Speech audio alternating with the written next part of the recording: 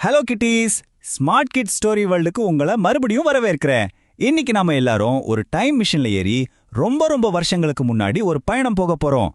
பணம்னே ஒன்னு கண்டுபிடிக்கிறதுக்கு முன்னாடி இருந்த ஒரு காலத்துக்கு. ரெடியா? அச்சா, இப்போ பணம் இல்லாம நம்மளால ஏதாவது வாங்க முடியுமா? முடியாதுல்ல. ஆனா அப்போ பணம்னு ஒன்னு வர்றதுக்கு முன்னாடி மக்கள் அவங்களுக்கு வேணுங்கிறத எப்படி வாங்கியிருப்பாங்கன்னு என்னைக்காவது யோசிச்சு பார்த்திருக்கீங்களா?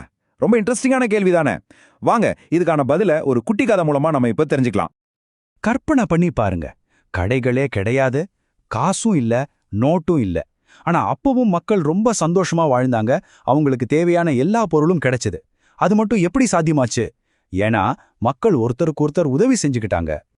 சரி, இப்போ நம்ம கதையோட ஹீரோவை பார்க்கலாம். இவன்தான் பண்டி.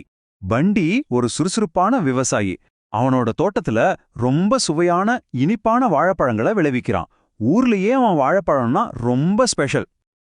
எல்லாம் நல்லா போயிட்டு இருந்துச்சு. ஆனா ஒரு நாள் பண்டிக்கு ஒரு பெரிய சிக்கல் வந்துடுச்சு. ஐயோ, அவனோட சமையல் பானை உடைஞ்சு போச்சு. இப்போ சமைக்கிறதுக்கு அவனுக்கு உடனடியா ஒரு புது பானை வேணுமே. என்ன பண்றது? அவனோட கிராமத்துக்கு பக்கத்துல போத்தி அம்மான்னு ஒரு பாட்டி இருந்தாங்க. அவங்க களிமண்ணால ரொம்ப அழகான உறுதியான பானைகளை செய்யறதுல ரொம்பவே கெட்டிக்காரங்க. ஊர்லயே அவங்க செய்யற பானை தான் ரொம்ப பிரபலம். இப்ப பாண்டிக்கு பானை வேணும். ஆனா அத வாங்க அவன்கிட்ட காசு இல்ல.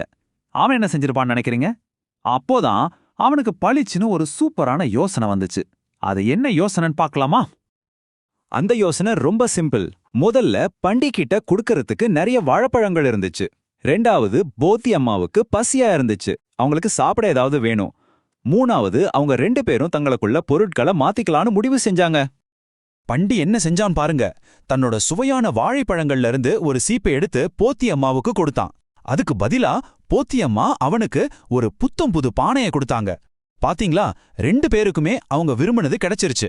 எவ்வளவு சந்தோஷம்! பணமே இல்லாம இப்படி ஒரு பொருளை கொடுத்து இன்னொரு பொருளை வாங்கிக்கிற இந்த முறைக்கு ஒரு பேர் இருக்கு. அதுதான் பண்டமாற்று முறை. அதாவது உங்ககிட்ட இருக்கிற ஒரு பொருளை உங்களுக்கு தேவையான இன்னொரு பொருளுக்காக பரிமாறிக்கிறது. சிம்பிளா சொல்லணும்னா பொருளுக்கு பொருள்.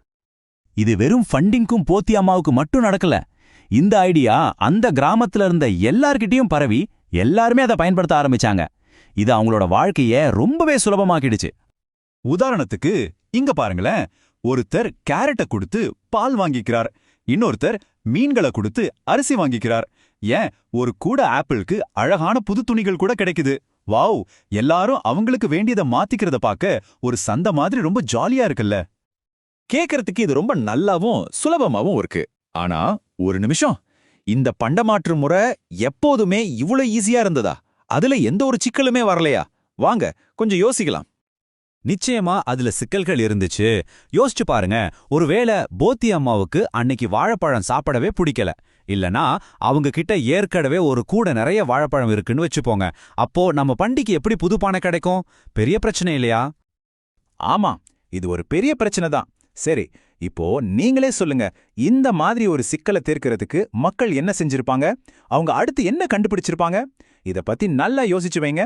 அடுத்த முறை நாம சந்திக்கும் போது இதுக்கான விடையோட வர்றேன். பாய் பாய்.